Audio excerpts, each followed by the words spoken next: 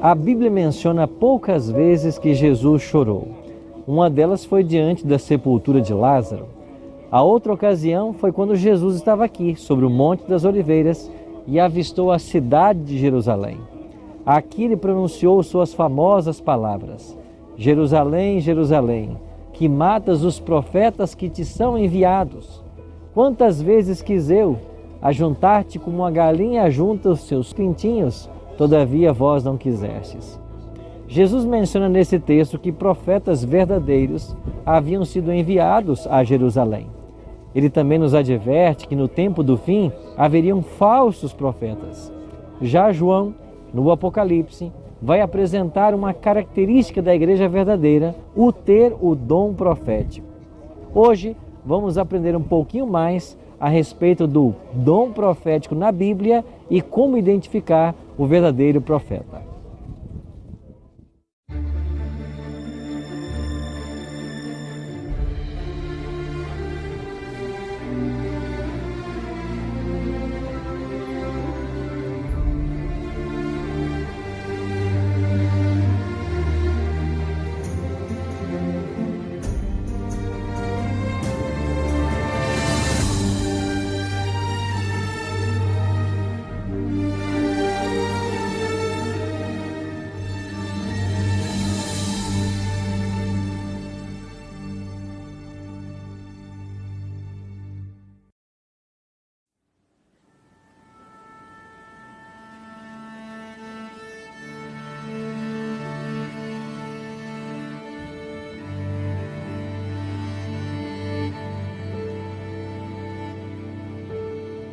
As Escrituras do Antigo Testamento, bem como as do Novo, elas chegaram até nós através do dom profético. Deus levantou homens santos que, inspirados pelo Espírito Santo, escreveram o que nós chamamos hoje de Bíblia. O profeta Joel disse que esse dom também seria manifestado no tempo do fim. Ele disse: "E acontecerá que nos últimos dias derramarei o meu Espírito sobre toda a carne. Vossos filhos e vossas filhas profetizarão." Logo, o dom profético deveria ser esperado no tempo do fim. Essa profecia de Joel teve seu cumprimento parcial no dia de Pentecostes, quando aqui, na cidade de Jerusalém, o Espírito Santo veio sobre os discípulos e eles, imbuídos desse poder, pregaram o Evangelho para todas as pessoas que estavam aqui no dia de Pentecostes. Agora, no tempo do fim, nós também esperamos a mesma manifestação do dom de profecia. O livro do Apocalipse informa a respeito da igreja remanescente ou igreja verdadeira. E no capítulo 12, versículo 17, diz que esta igreja guardaria os mandamentos de Deus e teria o testemunho de Jesus. Já em Apocalipse, capítulo 19, verso 10, João afirma que o testemunho de Jesus é o espírito da profecia. Ou seja, a igreja verdadeira do tempo do fim, como estudamos na lição passada, deveria ter um dom profético em seu meio. Este dom foi manifesto na Igreja Adventista através de uma jovem chamada Ellen G. White.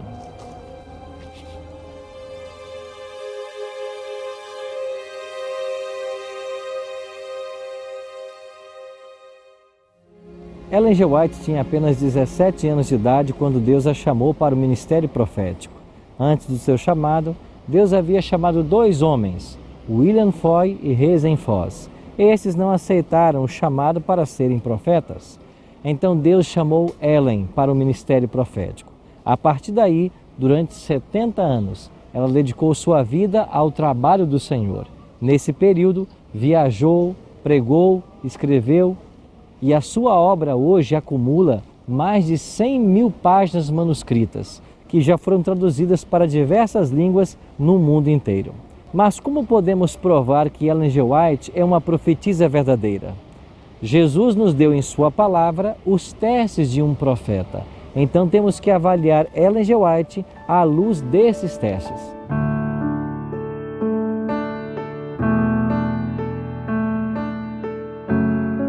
O próprio Cristo disse em Mateus capítulo 7, verso 20, "Pelos seus frutos os conhecereis."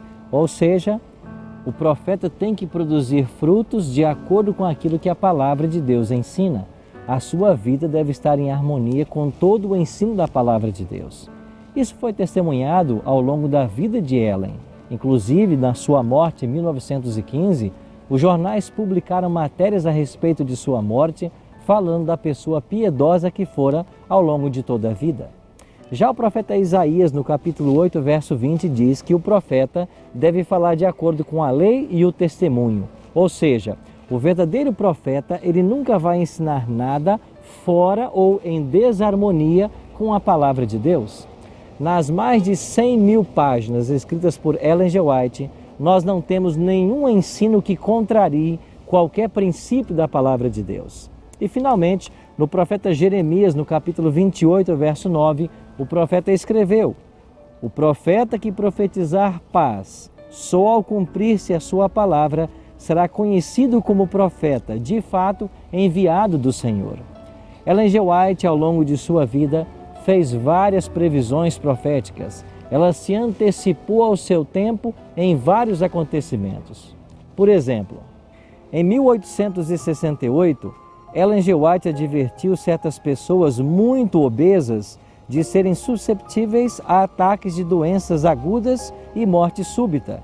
E somente em 1960 é que a Sociedade Americana de Cardiologia recomendou a redução ou controle de consumo de gordura por motivos de riscos cardíacos.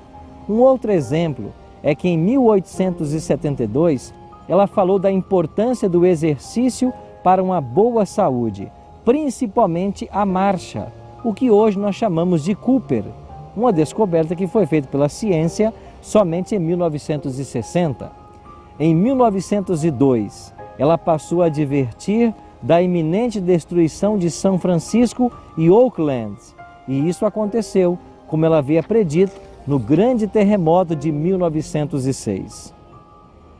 Um outro exemplo de suas predições tem a ver com o fato dela ter condenado o uso do tabaco e da bebida alcoólica, coisas que eram recomendadas pela medicina em seus dias.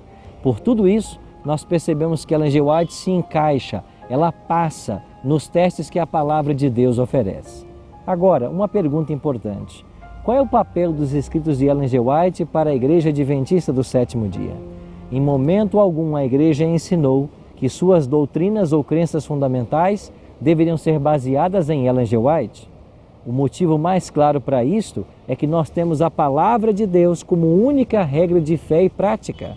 As 28 crenças fundamentais da Igreja Adventista não estão estabelecidas em Ellen G. White, elas estão estabelecidas unicamente na Bíblia, porque nós cremos num princípio sola Escritura, só a Escritura, defendido pela Reforma Protestante e por seu grande reformador, Martim Lutero.